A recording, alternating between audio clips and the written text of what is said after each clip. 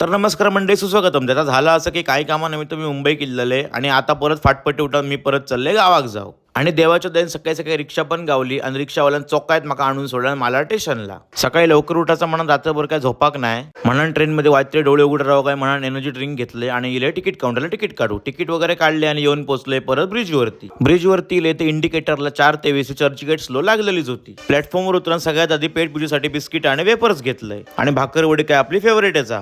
आणि तितक्यात आपली लोकल ट्रेन पण येली आणि मस्तपैकी मी ट्रेनमध्ये बसून घेतले आणि सकाळी सकाळी ट्रेनमध्ये कुत्रो पण नसा म्हणाक नको म्हणून हे दोघे जण माझ्या समोरच्या सीटवर येऊन बसले. आणि मला नंतर लगेचच गोरेगाव स्टेशन इला आणि हेच मी माझा कॉलेज कंप्लीट केलेलं आहे.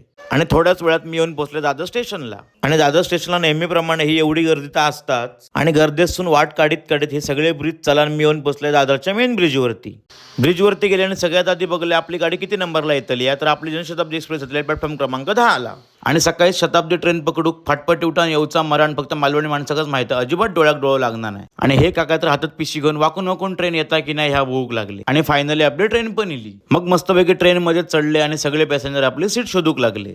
काल तात्काळ तिकीट मारले आणि विंडो सीट भेटली म्हणून मला सातकोच पडलो. पहिलीच मस्तपैकी कॉफी मारले आणि या मस्तपैकी निसर्गाचा आनंद घेत येऊन पोहोचले रत्नागिरी.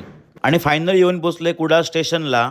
आणि आपली गाडी काय कुडाळ स्टेशनलाच पार्क होती. मग लगेच गाडी काढली आणि निघाले परत घराक जाऊ. घराकडे वाज आराम करून परत कुडाळ धुमक साहेबांकडे येले कारण का आज आमचं भजन होतं निळेली हयलंय तर युट्यूबवर माझेच मिनी व्लॉग चालू होते. मग आम्ही लगेच निघालो धुमक साहेबांच्या गाडी असून निळेलीक जाऊ. पहिलेच गेलो धुमक साहेबांच्या मूळ घराकडे भजनाचं सामान घेऊ. मग धुमक साहेबांच्या आईने मस्तपैकी आमच्यासाठी पोळी आणि उसळ केली ती मस्तपैकी खालो आणि परत गेलो भजनाच्या जागेवर पोहोचलो आणि सगळ्यात आधी घेतलो श्री लिंगेश्वर पाहुणाईचं दर्शन. मग लगेच भजनाचं सामान वगैरे अरेंज करून आम्ही बसलो भजनात आणि गळवण निघते एकदम मजाच इली.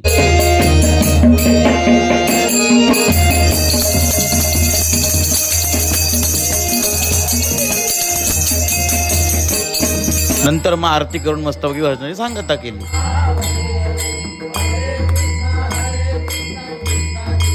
आणि नंतर मग भजन वगैरे सगळं आटपून आम्ही निघालो परत घरात जाऊ. तर मित्रांनो असं होतो आजचा आपला दिवस. आता आपण भेटूया नेक्स्ट व्लॉग मध्ये. असं देवा काळजी.